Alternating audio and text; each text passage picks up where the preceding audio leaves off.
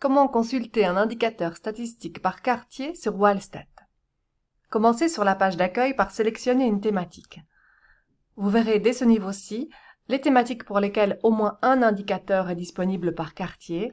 Ces thématiques sont identifiées avec une petite puce bleue. Je vais choisir niveau et conditions de vie. Là encore, les groupes d'indicateurs pour lesquels au moins un indicateur est disponible à ce niveau-là est identifié toujours avec cette puce.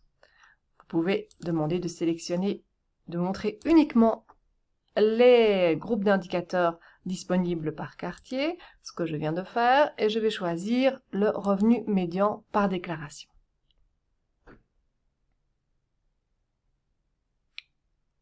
L'indicateur charge, voilà. Par défaut, j'arrive sur l'onglet cartographie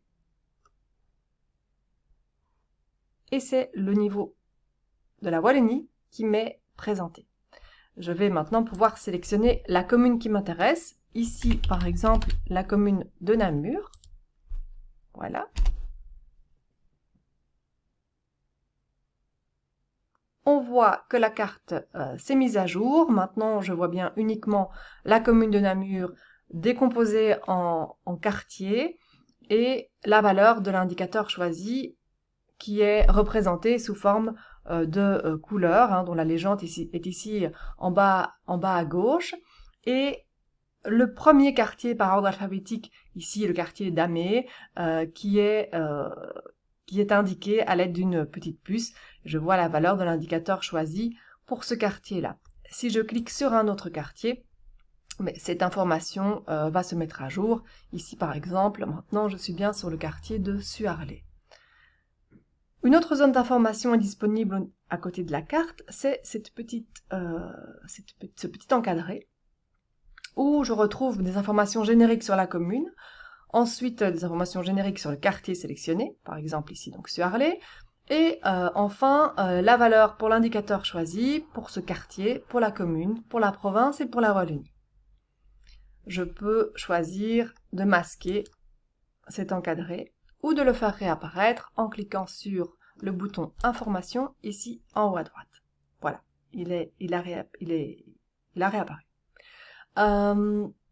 Je peux donc aussi choisir de masquer ou faire réapparaître la commune, masquer ou faire réapparaître les valeurs de l'indicateur, ce qui permet par exemple d'aller vérifier ce qu'il y a au niveau de la carte, voir exactement où je me trouve sur la commune.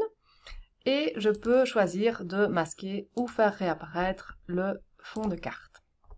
Donc on peut vraiment jouer avec cette carte en fonction de ce qu'on veut voir affiché.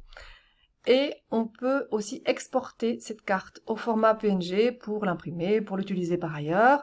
Attention que quand vous cliquez sur ce bouton-là, c'est bien ce qui est affiché à l'écran au moment du clic qui va être généré. Donc avec ou sans les informations que vous avez choisi de masquer ou d'afficher.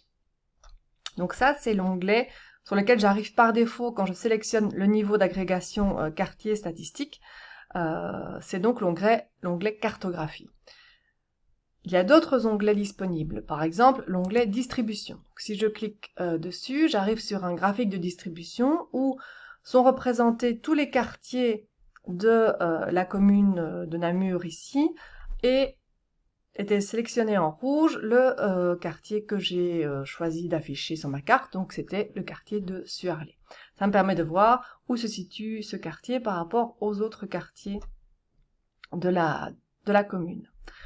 Ces informations sont disponibles aussi sous forme de tableau en dessous du graphique, avec de nouveau une sélection sur le quartier qui m'intéressait ici Suarlé, un bouton qui me permet d'exporter ces données au format CSV, ainsi que des métadonnées qui me permettent de comprendre exactement de quoi il s'agit concernant cet indicateur-là précisément.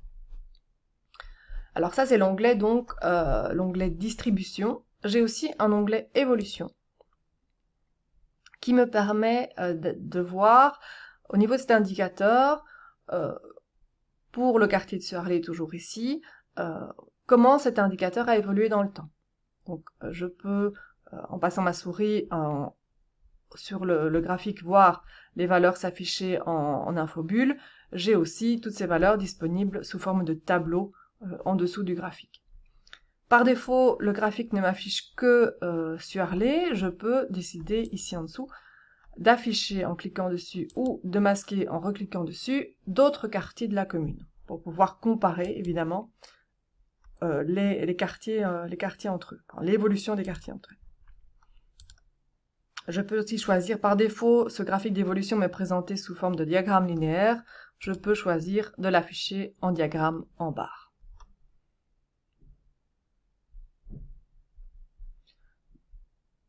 Même logique que pour l'onglet distribution, le tableau avec les données, la fonction d'export CSV et les métadonnées en dessous. Le dernier onglet disponible, c'est l'onglet téléchargement, comme vous commencez à en avoir l'habitude sur Wildestat, qui permet de télécharger au format CSV l'indicateur pour la dernière période sélectionnée, ici c'était 2019, ou pour toutes les périodes.